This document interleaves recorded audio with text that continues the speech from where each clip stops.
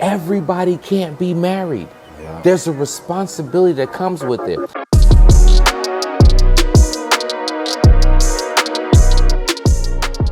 And we have a lot of good people that are together that don't belong together. Correct. Right? And you chose them based upon superficial aspects. This is what really has happened, by the way. I'm not joking. Like, yeah, I know we're totally different religions, but I want to get that. We can make it work. Welcome to Lyin and Cryin, where we talk relationships, communication, and finance. I have my guest here, Lyin B. King. He's my brother, mentor, author, and a relationship coach. Welcome, Lyin. Y'all give him a big praise, a big shout out. Applause, applause, applause, applause. Thank you for being here. All right. We're really excited for this conversation. Yeah, definitely, man, definitely. I'm really excited for this, man. So just to, go ahead and jump into it, man. What advice would you give couples who are struggling to communicate about money, especially if it's tied to issues of trust and control? Let me start off by saying that some of my answers might be so, I want to say matter of fact or whatever. I think sometimes we overthink some things, right? If you have difficulty if you're in school, right? If you're not doing well in a class, I'm not doing well in math, what do? Right? You go get a tutor, right? If you have challenges with your weight or whatever, you go get a trainer, right? And I can go on and on down the list because I think you guys already know where I'm kind of going. If you're having challenges in the financial area, you go get a financial advisor. You go get a coach in the area that you need help with. It's a very serious area because the top 3 reasons for divorce, number 1 is infidelity, number 2 is finances, and number 3 is communication. So people who say it's not about the money, they lying. It is. It's about the money. Oh, yeah. Right? People be trying, we're just gonna be in love. Love pays no bills. Okay? No, it's not. So and then we have to also look at that we weren't given fiscal education when we were growing up, right? All the major things that we needed, there's no curriculum for it. We were a school of hard knocks. Mm-hmm. So, you have to look at yourself and or look at your significant other and say to yourselves, hey, we need help in this area, and be willing to go get it. And then here's the big part about it. Give yourselves the grace to navigate through it, because just because the financial advisor talks to you on Monday, you're not great like that on Tuesday with money. Oh yeah. You're not. Just like credit, it takes a while to get it back up, right? So, for those people who are challenged in this area, I would advise them to go get a financial advisor, somebody that you're comfortable with. If you've dealt with one in the past, because sometimes people are like, oh, I had one before and it didn't work. Well, get another one. And you know what I'm saying? Like, maybe that was a bad one. Go get another one. And I think that sometimes even those people who have done it before, they just throw it away. Oh, well, we tried that before. Well, how many other things have you tried before? Mm-hmm. You went to a restaurant, they didn't have good food. Have you never gone back to another restaurant again? No, you go to a different restaurant, right? You might even go into a chain that had bad food. You go to the other side of town to that same chain, right? You ain't lying. So we've all done it, right? So it's kind of plain in answering that question, but I think people overthink it. Oh my God, like you have to sit down and go to school and go to class. No, get you a financial advisor. So do you think that there comes a part in pride? Yes. Where, typically speaking, the man is supposed to, in the olden days, it was a woman who handled all the money and the man just went out and worked. But now in this day and time, everybody wants to be the man. Right. So what do you say to those couples or that man or that woman who is very prideful when it comes to their finances? They think they have it together. They think that they know what they're doing. And, a lot of people are living literally paycheck to paycheck. Right. And they're 1 hour short of everything falling apart. Right. What do you say to those couples who can't seem to put their pride to the side? I'll speak in this regard, and I'll say from when you're speaking about, I'll speak to the men really quickly on this. Rest in your weaknesses. You don't have it all, and it's okay that you don't have it all. I don't want to have it all. I never thought I would have said this, but I love the fact that I got paid, and I basically used to give my wife like 95% of my check here, because I'm probably not going to do the right thing with it. Right. I knew my weakness. You know your Yeah. weakness. Right? Right. And so, I didn't like to pay people. I'll have all the money sitting in my account, Right. and be like, You don't like oh, pay bills. Yeah, I You don't got. like Yeah, pay I don't want to pay the bill. You don't want to pay bills. I That's just it. You want don't to like look paying at it bills. like, look It's at cool. the account. It looks great. Yeah, it's like, yeah. Oh, I owe you. It's like, oh, man. I'll get right to you. And it could be like $20. I'm like, I don't feel like it, right? So, and I'm joking, but I'm for real. That is really what used to happen. So I rested in my weakness that she was stronger in the finance. And then it allowed me to clear my mind so I could hear you go pay people. Now I don't have to worry about it. As long as the light come on, okay, good.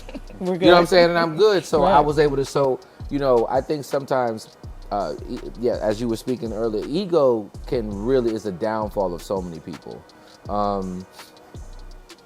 And the devil knows exactly where your ego lies, and it will tick, tick, tick, tick, tap at you and destroy your whole relationship.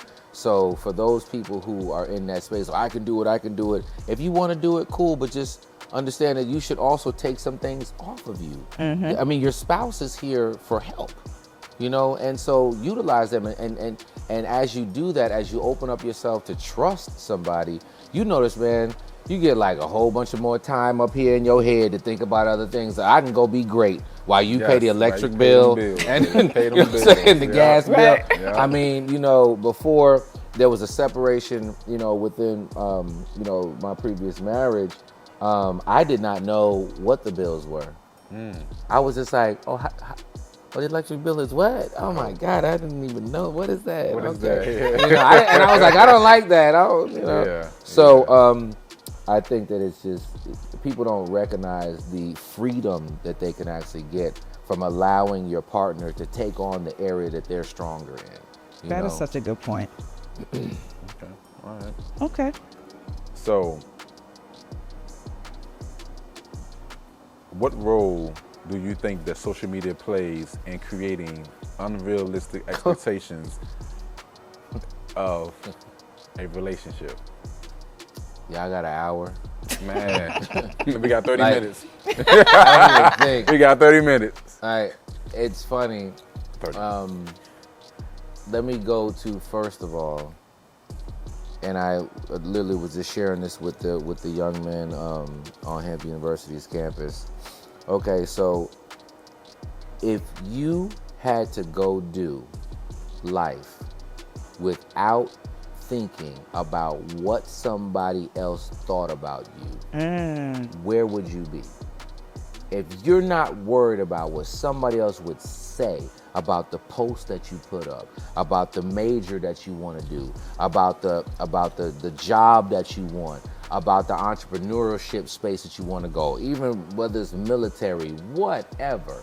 If you didn't think about what somebody else said, what type of freedom would that give you? And unfortunately, we live in a space right now where social media dictates what a lot of people are doing inside of their relationships. That algorithm is just beating people all upside the head, you know what I'm saying, and making them think, one type of way or whatever, and it doesn't even allow them to expand outside of that. I'm going to share something with you that I was on a panel back in July, and I shared this because this had just happened the night before. I was on the phone with a 29-year-old. She was actually my neighbor, and I'm not going to say her name because she would be so mad at me right now. But we were on the phone, and I was just like, we kind of talk about relationships and stuff like that. And so I said, you know what, I love how your hair is. She said, Elam, this is what really happened. You said, okay. She said, Elam, I am so sick of people telling me that they like my natural hair. Okay.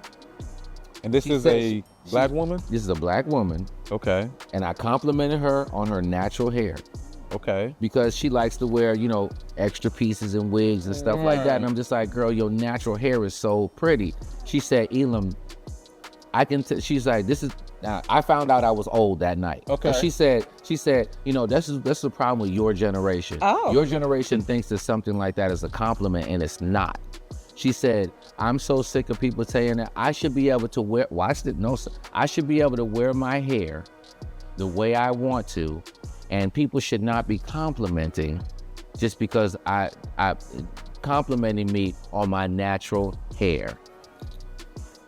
I had to sit back because I was just like, so I'm sharing with you that your natural look is complimentary to you, beautiful, you don't need all the extra boom, and you're telling me that upsets you. Why is that? Let's go back to the question. Okay. Because on social media, it's the flamboyancy. The bad and bougie. Fake is the new real. Yeah.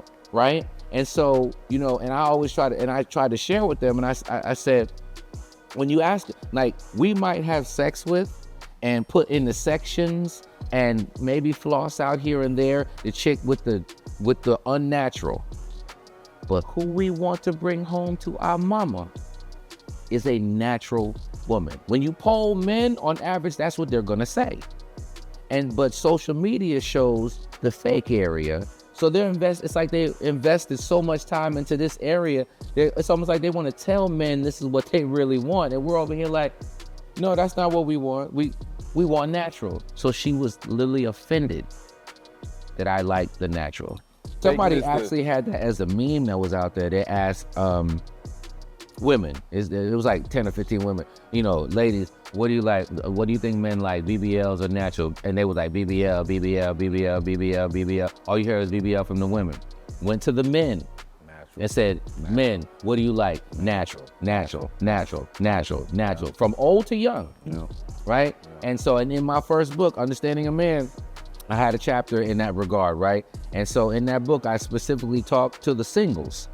And I was like, what do you like? They were all naturals. Will they have sex with somebody with fake breasts or this? Yeah, we will. But who you want to bring home, who you want to roll over to in the morning? Like, I want to see how you look when you swim. Yeah.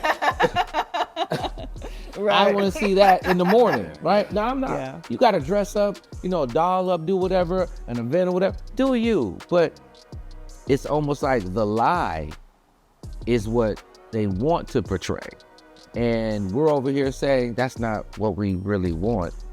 And it's not even getting through. So what role does social media play to bring it back? Wow. What role does it play? Yeah. It plays the fact that a 29-year-old can look at me and say that they're upset that I like their natural. Wow. And that's a true story. Wow. That's very unfortunate, man. That is. That's oh man, you That's can't very even different. I don't even know you how can't to even compliment respond nobody to that. now. You just might as well just look and keep it. It's kind of like, fake is the new real. And I guess the marketing that has been done out here, and that's the thing, they don't even realize that it's like they've been pulled into an area that is all about money. You know what I'm saying? And taking you away from, meanwhile, your edges are getting snatched off because you're wearing too many wigs, you know what I'm saying? Meanwhile, and you hear things, it's a protective style. Protecting you from what? Exactly. Your hair needs sun. Exactly. And you never wear it out. Okay. So what are you protecting? All that right there, you can't even scratch it. You got the pattern. It's crazy. No, they be patented. That's crazy. So how do you help your clients navigate power dynamics and conflicts in their relationships?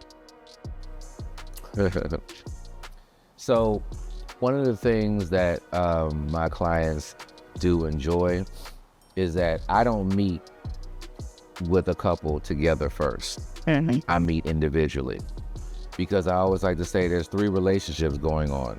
There's your relationship with yourself, there's your relationship with yourself, and then there's your relationship together.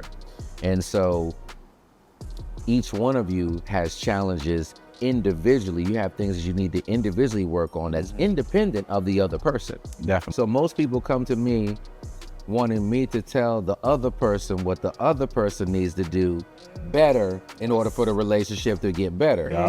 So you coming in thinking that, I got this right and they got it wrong. Yeah. So the breakdown from a power, I guess I could say, perspective to your question is, I have an hour-long conversation with you. I have an hour-long conversation with you. When we leave this call, you're gonna have things that you need to individually work on that are independent of Adrian. Right. So now you know that you're a part of the problem, Right. and you're a part of the solution. Right. You're leaving the call saying, I'm a part of the problem, I'm a part of the solution. So now once you know that, all that power that you walked in with, like they need to do such and such, and I just pinpointed 4 things you need to work on. You have no idea I might have pinpointed 3 for him. Right. It doesn't mean he's better than you because he's 3 and you're 4, because his 3 might be more bigger than your 4. You see what I'm saying? Yes, I But it's do. like, you got homework to do.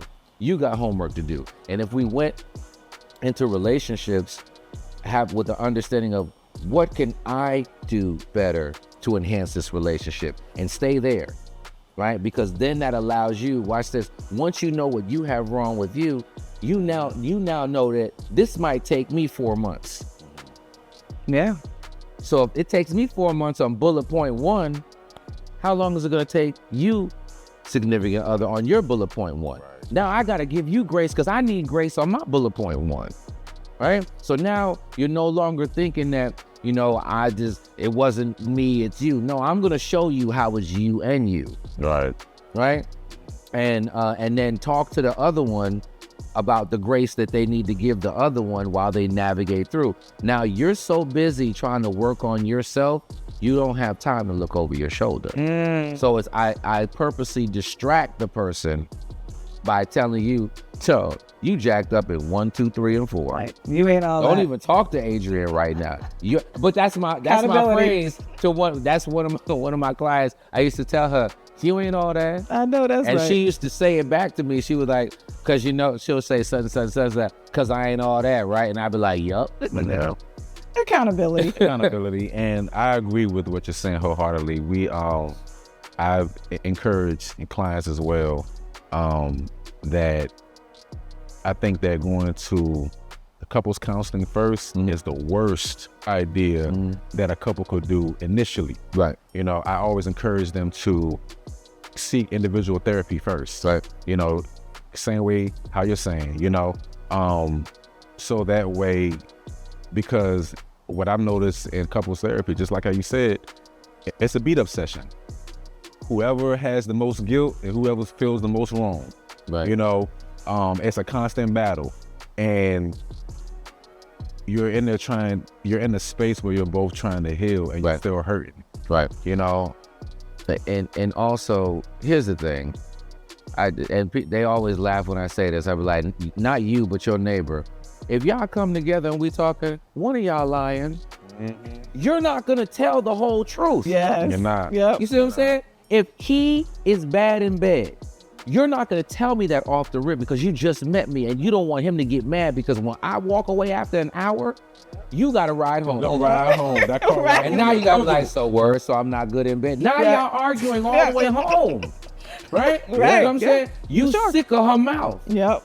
And you just like, yo, I'm tired of the way she talking about me. And then she's like, now she smack her teeth. Boom. Y'all. Now I That's might as it. well sit over here in the corner. it. Because That's y'all it. about to go at it. Yeah, that's it. That's You see what I'm saying? Yeah. So nobody's listening now. So That if is I true. take you individually, you have no choice but to listen because now it's you against you.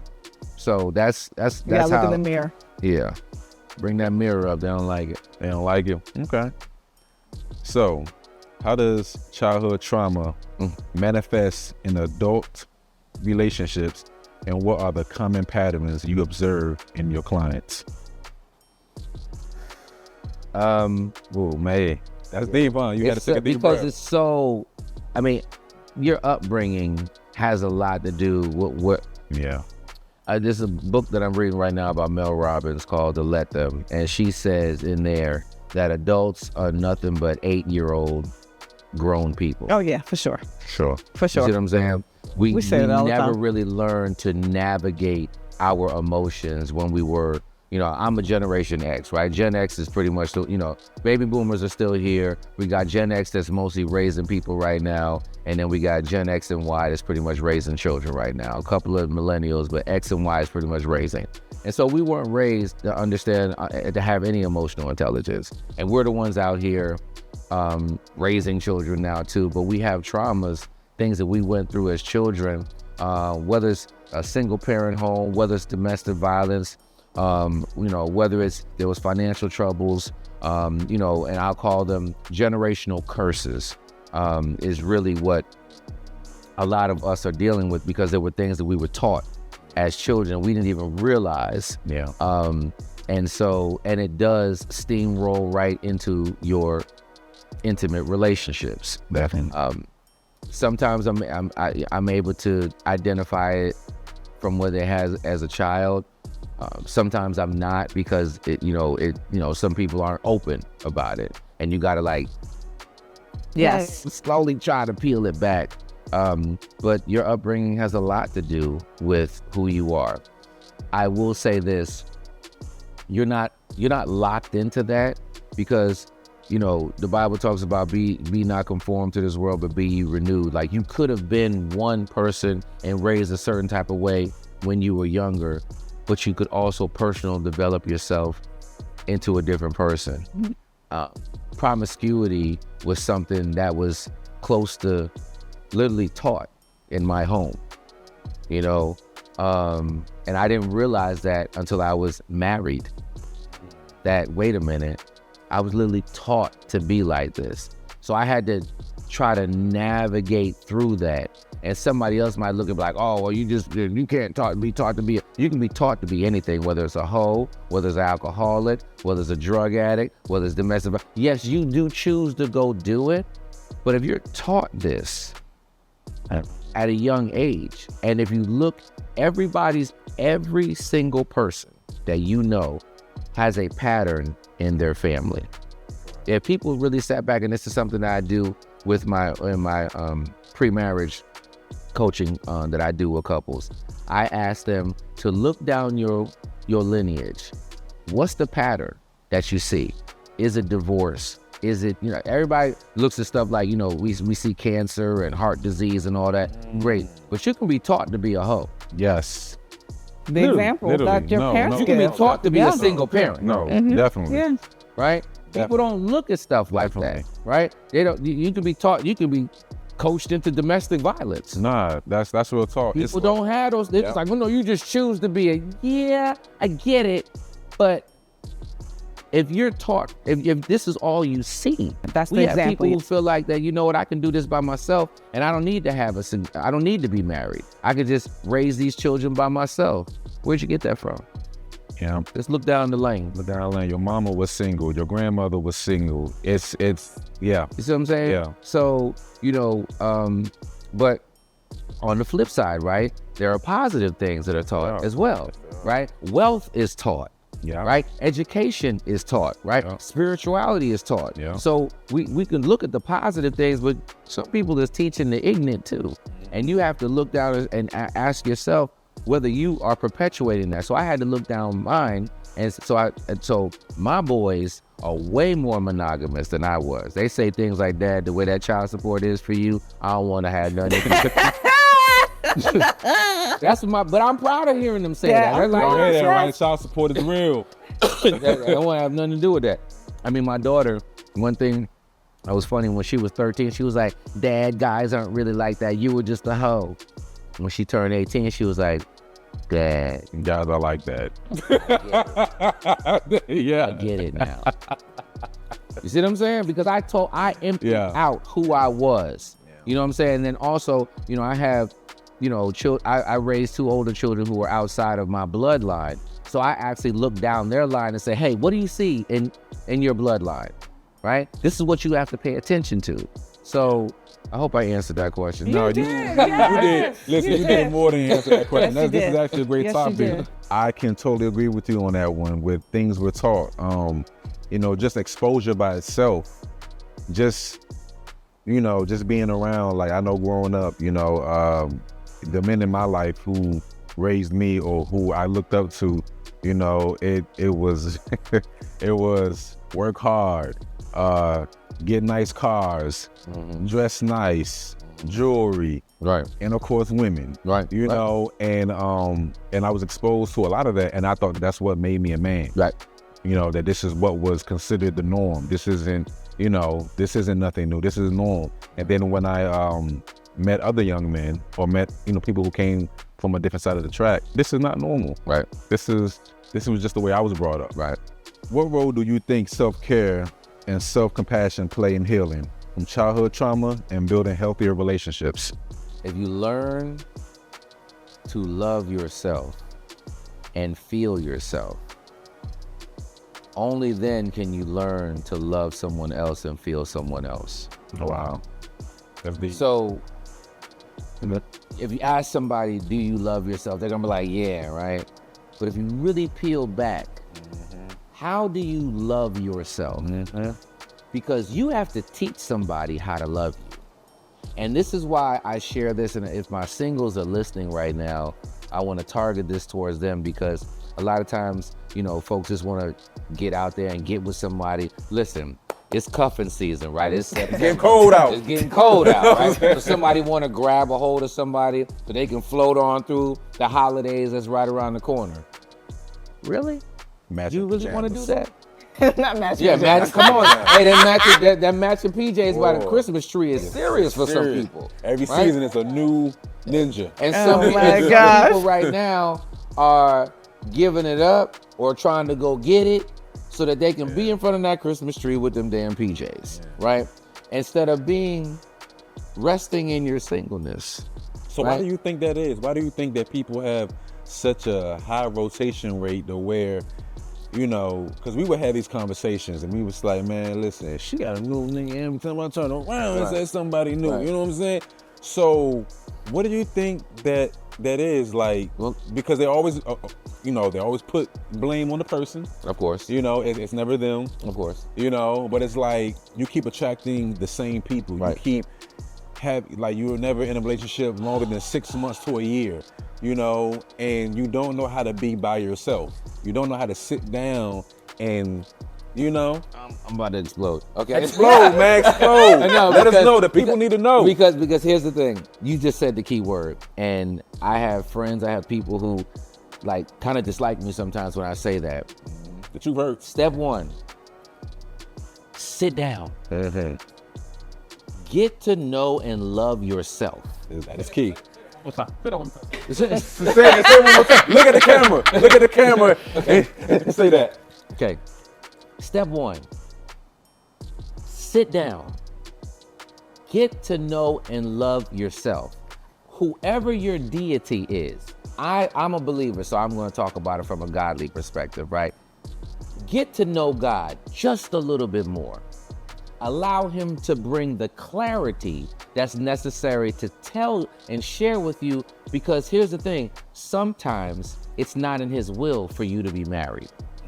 Sometimes it's not. It doesn't mean that you're not a great person. It's almost like, it's the way I want to look at this is almost like just because you're a man or a woman doesn't make you it doesn't mean you're a good parent.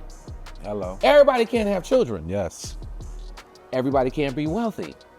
Yeah. Everybody can't be married. There's a responsibility that comes with it. And so sometimes we have not even sat and said, do I qualify to be married? You can go get somebody to clean your pipes out and just be with you. Right. You know what I'm saying? And that's man or woman, right? But everybody doesn't qualify to be married. This is something that once it's done represents the church, right? And it carries roles and responsibilities, and everybody doesn't qualify for it. And sometimes people don't like that word when I say qualify. But don't you have to qualify for A job. everything else? Everything else. When you go to a job, right? A car. If you don't have all of the requirements, Qualifications. you don't qualify for that job. I'm in a fraternity, right? If you don't have certain attributes and characteristics, you cannot join my organization, Hampton University. In order to go to that school, you have to have so every other, even when you buy a car, you got to qualify with the money. Yeah. And the Or credit. the credit And the score. credit. You know, it's funny that you say this about the qualifications. Man, it's like you're literally dinging on all the previous conversations that we had before. We talked about the whole job thing. A job, in my opinion, is the fundamental basics of a relationship. Yes. There are expectations. There are things you know you can and can't do. Right. You get paid a check, you go home. But somehow people treat their jobs better than their relationships. Yes, they do. If the boss man tell you to do something, Come on. you gonna do it. Tell me y'all ain't gonna do it. The boss man tell you to do something, you may pop your lip, you may talk your shit, but you gonna do what he asks you to do. Come on, sir. But when your spouse asks you to do something, it's so hard. And it makes it feel like we live in a day where everything is transactional. Like, what can you give me? Right. What do you provide Right. for me? And but see, that goes back to, we can almost loop so much of this Yeah, back we to the can. social media question, Yeah. right? I Yeah. mean, people just like, you know, what do they call them? What are those people that just fly by night with relationships? Hopeless romantics. Hopeless romantics. They can't stand me. The average Why they hopeless can't romantic, stand you? They cannot stand me because I actually say a relationship is work. Definitely. Most of them think, oh, well, we just meet organically and we just everything just flows and we just, you know, it shouldn't have to be hard. It shouldn't have to be any work towards this thing. That's so and I'm like, unrealistic. what? That's very unrealistic. That's so You know what I'm saying? unrealistic. And so people, well, it might be difficult, but it's not hard. Because if you love me, that's the answer to all and be Come all. on. You know what I'm saying? And I'm like, no. Well, hold on. What did we say in the beginning, right? Top 3 reasons for divorce: infidelity, finances, communication. Finances is number 2. That ain't got, this one right here, them bills ain't getting paid. You gonna We got cheat? some problems at the Yeah. house. If We got problems. Yeah. What's yeah. love got I ain't to do even with gonna it? go Love preach, man. got to Preach, do it at that preach, point. preach, You know what man. I'm saying? Preach, So preach. it's like you know, love pays no bills. Hold on, watch this. Y'all remember that episode on Bill Cosby? I think Sandra and Elvin was like, they went and got their apartment, right? I remember. And then like it was like real loud, or the train was real loud. And Yes. they thought that they was just gonna live on love. Yep. And then they Then they you know, realized it was. Cosby and them was sitting back like, okay, yeah, y'all realize this thing got a lot more to it. So Okay, awesome. What advice would you give to couples who are navigating faith-based differences, belief systems in their relationships? it's not gonna work. And why is that? Unevenly yoked is not. This is the bottom line. I mean, being unevenly yoked. Let me tell you something. The most couples that have come to me are the Christians and the Hebrew Israelites. Oh my God. Oh my goodness. Not the Israelites. The Hebrew is. I did not most of expect that. I've had. That's the most like disparity that I had of couples that have come to me. I probably had a couple of different couples, and 100% of the time it doesn't work. 100. Now, when they came to me, I think most of the time they already knew that it wasn't going to work. Remember, man, 100. 100% of them didn't work. That's the whole basically thing. saying every time. Because you're unevenly yoked. You want to eat shrimp. They don't want you to. Yeah. I had a couple damn near break up over shrimp, bruh. Come on, man. Because this person doesn't want to eat shellfish. This person's like, they sneaking and eating shrimp and crab. Not sneaking. No, this is what really Wow. happened. Wow. Right? If you're unevenly yoked, and we can go outside of religion, right? But if you're not evenly yoked, you're gonna have some challenges. You know, think about it. Spirituality is a guidance of your morals and your values. Yeah. Right? So I'm over here Muslim, you over here a Jew. Yeah, how that's gonna work. We're not even worshiping the same person. Yeah. So, You know what I'm saying? But then it makes you question, so how did we get together? Like, it sounded like people aren't really vetting each other. Because you had a fat Properly. booty and you had nice teeth and you make good money and you look like you can give me good babies. And you know what I'm saying? And you know, this is what really has happened, by the way. I'm not joking. Like, you look good. You look like a person that, you know what I'm saying? Your eargasms pulled me to the point where I'm just like, yeah, I know we're totally different religions, but I want to get that.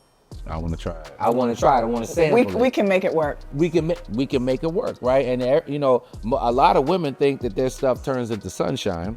So at the end of the day, they feel like that they can convert him through whatever that he is. Let me go clean up the baby bird and nurture him over here to where I want him to be and put that thing on him, and then he gonna want to do what I asked. Good luck with that. Good luck. Listen, I just say this all the time to all the young, bad and bougie. I said, point me to a bad female or a fine female, and I can point you to a brother tired of her. Tired of her. You know what I'm saying? So at the end of the day, like, that's we really need to stop thinking that sometimes our sex game can convert somebody. Like, I used to always reference women to cars, which is the reason why a lot of men give their cars female names. I buy a Lamborghini. I've heard that before. I buy a Lamborghini. The whatever year, Roadster, whatever. I drive that Lamborghini after a while, it's gonna drive like every other car. Come on, sir. Every other car. Come on. And then, but what happens? The maintenance becomes expensive. Come on. Like most other things become expensive. Come on. And what do? You let it go. Or you neglect it. Yeah. No, but that's a real thing because, and I want to rest here just for 2 seconds because I want to, and I shared this to the students earlier, to be amazed of how many people that I have in my DM talking to me because they met their Mr. Right or Miss Right when they were on campus, right? Because it looked like this and the booty shook like that and the face looked like this or whatever. And now we are years later and we really are not, we're not really the unit because just because someone's a good person doesn't mean that they're your person. They're for you. Right? Yeah. And we have a lot of good people that are together that don't belong together. Correct. Right? And you chose them based upon superficial aspects or maybe that they were going to, you felt like that your children were going to be secure or that they were going to have nice hair or, nice teeth or whatever. This is real stuff that people choose kids by the way. No, I totally understand. And now you're mad because you thought you were going to convert this person into what you want them to be. And it's a 100% fact. You cannot change another person's mind. Oh, for sure. You cannot do it. Gotcha. So how can couples establish and maintain healthy boundaries with family and friends who may have opinions or expectations about their relationships? I'll make this very simple. You don't.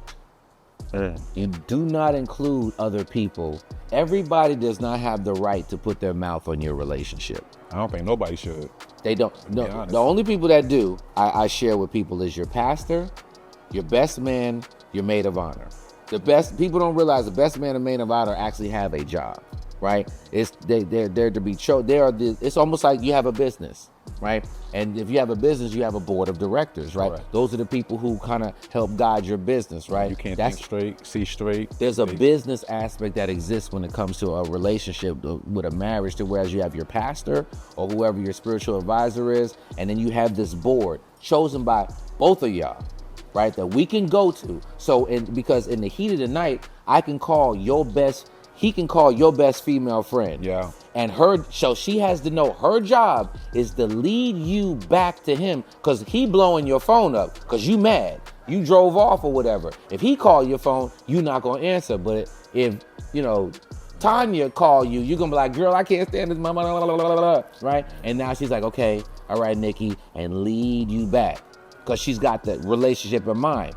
You can call Brian, his best man, and be like, now you blowing his phone up. He like, nah, I don't with her, you know what I'm saying? I don't deal with her, whatever. And so Brian knows he has a job instead to lead you back, not hate, not Tanya want to get with Adrian on the low, not Brian want to get with Nikki on the low. So they gonna try to push it apart. You see what I'm saying? Going to, chapter 3 or chapter 5 of my book, Just Between Us. That was something that I did wrong in my relationship. In the beginning, I was going to my mom, telling my mom everything. Created 10 years worth of bad blood between my spouse and her. Because after you get back with them, which you do, right? Now the other person looking like, yeah, and they're never going to forget she ain't make eggs. Yeah. You know what I'm saying? She don't wash the clothes. You know what I'm saying? She ain't iron it. Yeah. You know what I'm saying? Yeah. But I didn't know that then. Yeah. You know, so I try to share with people that it is a covenant that comes together, and you got to lock everybody out. And before you do that, that's why during the pre-marriage space, you establish your board of directors, people that you both, if you know he on the phone with Brian, you feel okay. You on the phone, she on the phone with Tanya, and y'all been had a heated argument, you're okay, because you know Tanya gonna lead her back to you.